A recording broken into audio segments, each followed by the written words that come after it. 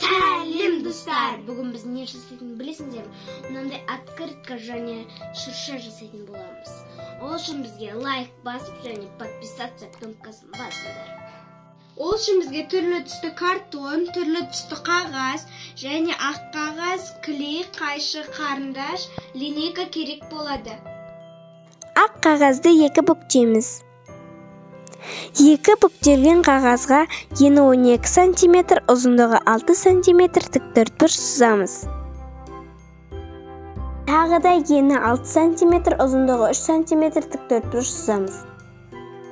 Енді осы сызғандарымызды қиямыз. Қиғанымызды ішке бүктейміз.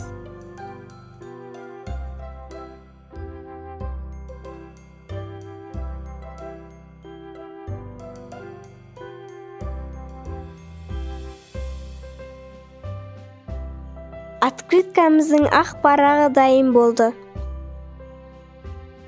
Жасыл картонды аламыз, одан 7 шырша қиып аламыз.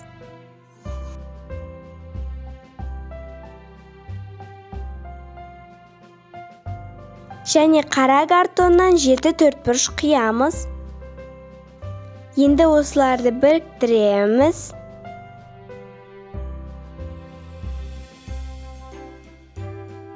Шыршаларымыз дайын. Енді осы шыршаларды ақ қағазға жапсырамыз.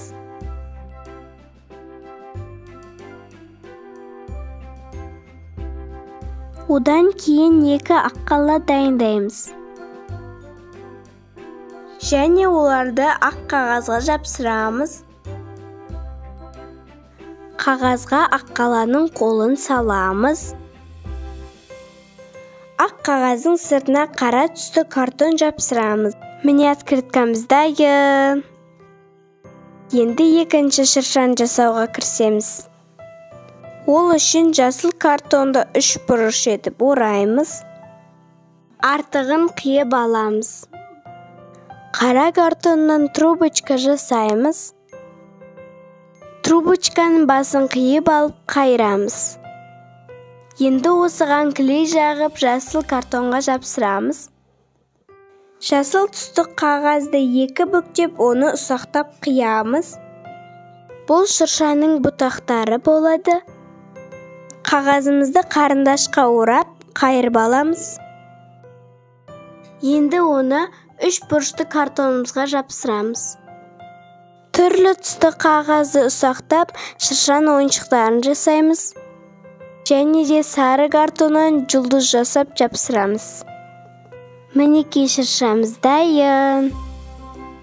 Видео ұнаса лайк басып кетіңдер, ал егер осы каналды жоғалтып алмау үшін подписаться кнопкасын басыңдар. Сау болыңдар.